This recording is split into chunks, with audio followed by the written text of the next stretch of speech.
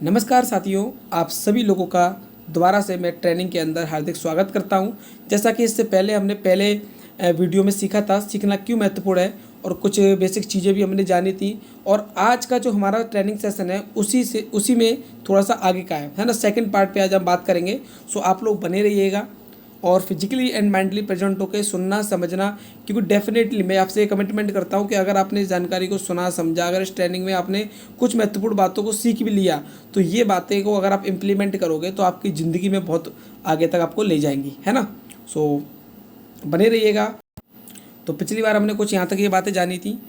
जैसे कि पहला हमारा टॉपिक था घर के मना करते हैं। सर डेफिनेटली करेंगे। शुरुआत में इस बिजनेस के अंदर सबसे पहले आपको विरोध ही झेलना पड़ता है। क्यों कहा गया है, जब भी कोई भी इंसान सफल हुआ है तो सबसे पहले लोगों ने उसका क्या किया है, विरोध किया है। आज आप जिस बिज़नेस को आप कर रहे हैं, लोग सबसे पहले आपका इसमें विरोध करेंगे, फिर आपका साथ देंगे, फिर आपका सहयोग करेंगे, है ना। तो अभी वो विरोध कर रहे हैं, अभी आप झेल लो उनको, कोई प्रॉब्लम नहीं है। आने वाले समय में वही आपके मिलके आपके साथ बड़ा काम करेंगे। तो यहाँ तक हमारी बातें हो चुकी थी। आज हम आगे थोड़ा सा जानेंगे।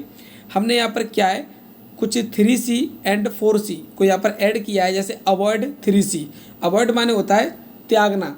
आपको 3C को सबसे पहले त्यागना पड़ेगा, जो कि आपकी पर्सनल लाइफ में भी इम्प्लीमेंट आप करोगे तो आपकी पर्सनल लाइफ भी बहुत अच्छे से चलने लगेगी। दूसरी डू 4C, आपको 4C करनी है। वो कौन कौन सी है, नीचे लिखा हुआ है।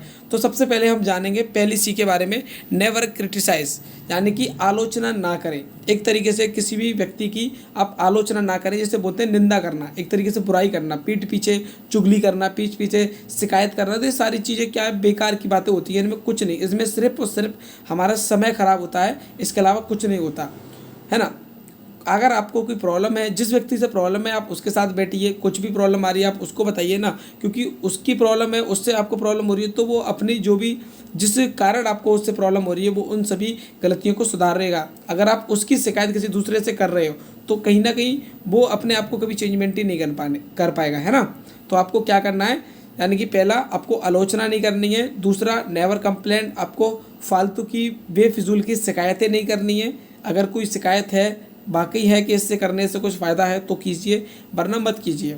तीसरा पॉइंट, नेवर कन्फ्यूज्ड, आपको इस बिजनेस के अंदर बिल्कुल भी कन्फ्यूज नहीं होना है। अगर आपने डिसीजन ले लिया है तो लोग तो आपको भ्रमित करेंगे, लोग तो आपको कन्फ्यूज करेंगे। मार्केट में बहुत सारी कंपनियां, वो भी आपको हो सकती है कि भ्रमित करें, लेकिन आपको जब डिसीजन आप ले चुके हैं तो कन्फ्यूज होने की ज़रूरत नहीं है। सिर्फ 2 साल पक्की सोच, पक्का इरादा, मिलेगा कहीं औकात से ज़्यादा। टिके रहिएगा, बने रहिएगा। आज आप सिस्टम में काम कर रहे हैं, ये सिस्टम आपको डेफिनेटली आने वाले समय में बहुत ऊंचे मुकाम तक ले जाएगा। तो भ्रमित होने की ज़रूरत नहीं है। अब बात करते हैं डू 4C, यानी क्या करना है हमें। सबसे पहले आपको क्या करना है, कोऑपरेशन, यानी कि अपने साथियों का, अपने टीममेट्स का आपको सहयोग करना है। दूसरा क्यूरोसिटी, यानी कि जिस इंसान को आप इस बिज़नेस के अंदर लाना चाहते हो उसके अंदर आप एक क्यूरियोसिटी डालिए। क्यूरियोसिटी क्या होती है, जिज्ञासा, एक तरीके से सामने वाले के अंदर। आप अब बिज़नेस के अंदर किसी को इनवाइट कर रहे हैं तो उसके अंदर जिज्ञासा डालिए। वो पर्सन आपका प्लान सुनने के लिए जहाँ आप बुलाएंगे वहाँ पर आ जाएगा, ठीक है। तो इसे कहते हैं क्यूरियोसिटी। सामने वाले के अंदर जिज्ञासा उत्पन्न कर दो, सामने वाला आप जहाँ कहोगे वहाँ मिलने के लिए तैयार हो जाएगा, ठीक है। जिज्ञासा किस तरीके के, आप किसी भी इंसान से इतना बोल दो, अगर आप जो काम कर रहे हैं उस काम को करने के साथ साथ अगर आपको एक एक्स्ट्रा इनकम आने लगे तो कैसा रहेगा, बढ़िया रहेगा, है ना। सामने वाला बोलेगा अच्छा रहेगा। तो सर अगर आप कमाना चाहते हैं तो आप मिलिए, हम मिलके एक प्रोजेक्ट है उस पर डिस्कशन करेंगे, है ना। तो ये क्या है, उसके सामने वाले के अंदर क्यूरियोसिटी चलेगी, वो पूछना चाहेगा कैसे क्या। तो आप उनसे बोलिए, अगर आप जानना चाहते हैं तो आप मिलिए और मिलकर हम प्रोजेक्ट के ऊपर डिस्कशन करेंगे। क्योंकि क्या प्रोजेक्ट है, कैसे है, जो बात आमने सामने हो सकती है वो हमारी इस तरीके से फ़ोन पे नहीं हो पाएगी, है ना। तो आपको क्या करना है, सामने वाले के अंदर क्यूरियोसिटी को डालना है, जिज्ञासा डालनी है, फिर उसको प्लान दिखाना है। तीसरा पॉइंट, कमिटमेंट, अगर किसी से कोई वादा करो तो उसका पूरा करो, वरना मत करो, ठीक है।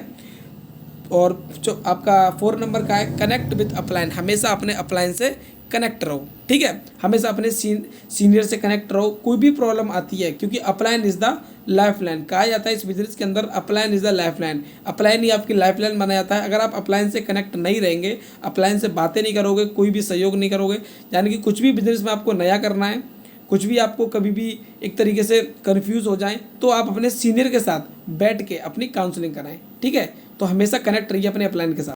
इसके बाद हम बात करते हैं 5V 100% सक्सेस। जब 5V हमें 100% सफलता दिलाएंगे इस बिजनेस के अंदर। सबसे पहले बिलीव अवर कंपनी, अपनी कंपनी के ऊपर आप विश्वास कीजिए। बिलीव योर सेल्फ, अपने आप पर विश्वास कीजिए। Believe system and active seniors, अपने सिस्टम पर, अपने एक्टिव सीनियर पर विश्वास कीजिए। 4 number, believe in our product, अपने प्रोडक्ट पे विश्वास कीजिए। और बिलीव इन योर गॉड, जिस भी परमेश्वर परमपिता किसी भी भगवान को आप मानते हैं उस पर भरोसा रखिए। जो 5P आपको सफलता दिलाएंगी। कहा जाता है अगर आप कंपनी के अंदर काम कर रहे हैं और आपको कंपनी पे भरोसा नहीं है तो आप बड़ा काम कंपनी के अंदर कर ही नहीं पाएंगे। मानो कंपनी पे भरोसा कर लिया, अगर खुद के ऊपर भरोसा नहीं है तब भी आप इस बिजनेस के अंदर बड़ा काम नहीं कर पाएंगे। मान लो, है ना। तो इस तरीके से सिस्टम पर या सीनियर पर या प्रोडक्ट पर या भगवान पर अगर आपको भरोसा नहीं है तो आप कभी भी बड़े काम नहीं कर पाएंगे। क्योंकि देखिए भरोसा क्या होता है, या तो 100% होता है या बिल्कुल नहीं होता। हम भगवान को मानते हैं या तो 100% मानते हैं या फिर हम बिल्कुल नहीं मानते। ऐसा नहीं है कि कभी कभी मानेंगे कभी कभी नहीं मानेंगे। इस तरीके का हमें काम नहीं करना। आज आप इस सिस्टम के अंदर आए हैं तो 100% बिलीव के अंदर काम कीजिए। आइए आगे हम जानते हैं कुछ मिस्टेक्स। जैसे हम बिजनेस को स्टार्ट करते हैं तो कुछ हमें ये गलतियां नहीं करनी अपने इनविटेशन करते समय। Do not mistake before invitation. आप जब भी अपने बिजनेस के अंदर किसी भी व्यक्ति को प्लान प्रेजेंटेशन दिखाएं तो ये गलतियां आपको नहीं करनी। सबसे पहले आप किसी भी पर्सन के बारे में प्रीजज ना करें। नेवर प्रीजज। प्रीजज मतलब होता है खुद का अनुमान ना लगाएं कि ये करेगा कि नहीं करेगा, ये पैसे वाला ये नहीं करेगा, ये काला ये नहीं कर पाएगा। यानी कि आपको अपनी तरफ से प्रीजज नहीं करना है। आपको ये नहीं सोचने का सामने वाला क्या सोचेगा, वो क्या सोचेगा उसको सोचने के लिए उसी पर डिपेंड रहने दो। आप सिर्फ अपने बिजनेस प्लान की प्रेजेंटेशन उसको दिखाओ, अब वो करे या ना करे जो उसके ऊपर डिपेंड रहने दो। आप कुछ मत सिखाए, आप मतलब उसके बारे में आप मत सोचिए, वो सोचेगा जो उसे सोचना होगा, ठीक है। दूसरा पॉइंट, नेवर रिक्वेस्ट। आपको बिजनेस प्लान को दिखाने से पहले कभी भी किसी इन्वाइटिव को आपको रिक्वेस्ट नहीं करनी। आप ना देने वाले हो ना कि कुछ मांगने वाले, तो हमेशा भी ऑर्डर्ड। आप हमेशा सामने वाले को रोजगार दे रहे हो, आप हेल्थ दे रहे हो, आप एग्रीकल्चर दे रहे हो, यानी कि आप देने वाले हो मांगने वाले नहीं हो, तो आपको रिक्वेस्ट नहीं करनी। Never invite same time same people. एक समय में, है ना, एक समय में एक सेम लोगों को, एक ही समय पे सेम लोगों को एक तरीके से इनवाइट करके आप प्लान ना दिखाएं। जैसे मान लो जी एक ही गांव के अगर लोग हैं तो आप 10-20 लोगों को इकट्ठा करके एक साथ प्लान ना दिखाएं। उसमें मान लो कुछ करने वाले हैं कुछ ना करने वाले हैं, तो वो ना करने वाले उनको एक तरीके से कन्फ्यूज करेंगे और वो भी नहीं कर पाएंगे, है ना। तो ये गलती ना करें आप। काम क्या है, कुछ लोगों को यही समस्या रहती है कि हम सर सामने वाले को क्या बताएं, काम क्या है। लोग पूछते हैं काम क्या है, तो मैं आपको बता दूं सामने वाले से आप बता सकते हैं काम क्या है। हमारा काम है स्वास्थ्य के प्रति लोगों को जागरूक करना। दूसरा, हम यहाँ पर रेडिएशन पे वर्क करते हैं। तीसरा, हमारा जो वर्क है एक तरीके से कंसल्टिंग यानी सलाह देने का एंड डिस्ट्रीब्यूटर का वर्क है।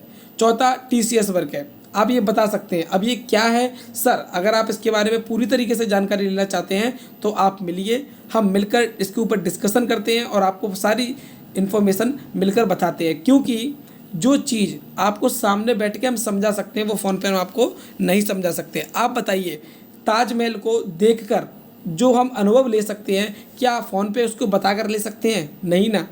उसी तरीके से इस प्लान की प्रेजेंटेशन आप जो सामने बैठ के समझ सकते हो उस प्रेजेंटेशन को मैं फ़ोन पे आपको नहीं समझा सकता, ठीक है। तो आपको अगर इसके बारे में जानना है तो आप मिलिए, मिलके हम इसके ऊपर डिस्कशन करते हैं। और इतना मैं बता सकता हूं कि अगर आपने इस जानकारी को सुन लिया, समझ लिया और इसके अंदर डिसीजन ले लिया तो ज़िंदगी में जो ख्वाहिशें, जो सपने आपके अधूरे रह गए थे वो यहाँ से पूरे हो सकते हैं। So thank you so much. आपने पेशेंस पुलिस ट्रेनिंग को सुना, समझा। और मैं एक बात कहना चाहूँगा, इसको इम्प्लीमेंट भी कीजिए, अपने जितने भी टीममेट्स हैं उनको डिस्ट्रीब्यूट कीजिए ताकि हर एक इंसान सीख सके। So thank you so much, wish you all the best.